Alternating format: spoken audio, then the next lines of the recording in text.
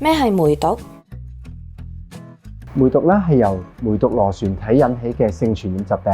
梅毒嘅最主要傳播途徑咧係性接觸，包括係陰道嘅性交、肛交同埋口交。一般嘅日常生活接觸啦，例如共用廁所、衣服、毛巾啊，或者一齊食飯咧，係唔會傳染到梅毒嘅。梅毒可以透過注射抗生素有效治療。我點樣知自己係咪感染咗梅毒？感染咗梅毒咧，可以出現嘅病徵包括皮膚潰瘍、發燒、紅疹同埋一啲感冒嘅病徵。有部分嘅患者咧都未必出現一啲明顯嘅病徵，所以最準確知道自己有冇感染梅毒嘅方法係透過驗血。所有孕婦喺產前嘅時候都會接受梅毒嘅血液測試。孕婦如果喺產前嘅梅毒測試為陰性，應該每一次進行性行為嘅時候正確使用安全套，以避免感染梅毒，保障自己同埋 BB 嘅健康。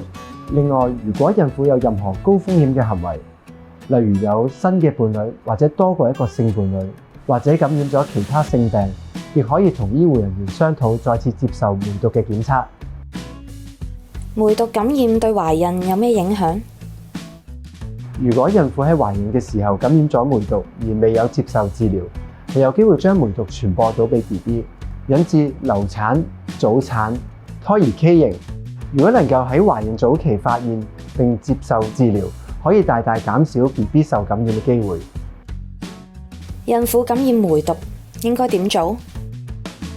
如果孕婦發現染上梅毒啦，應該盡早接受治療，咁樣可以減低 BB 感染咗先天性梅毒嘅機會。醫生一般會安排受感染嘅孕婦接受盤尼西林注射作為治療。喺懷孕期間使用盤尼西林安全有效，藥物係唔會影響 BB 嘅正常發展。接受治療之後，醫生會為孕婦安排抽血監察，以確保治療嘅進度。我哋身體唔會喺單次感染或者治療之後對梅毒產生一個終身嘅免疫，所以喺治療之後應該繼續採取一個預防感染梅毒嘅有效措施。受感染嘅孕婦亦應該建議佢嘅伴侶接受梅毒嘅檢測同埋治療，減低喺治療之後再次感染嘅風險。婦產科醫生亦都會按照情況喺懷孕期間安排所需嘅檢測嘅。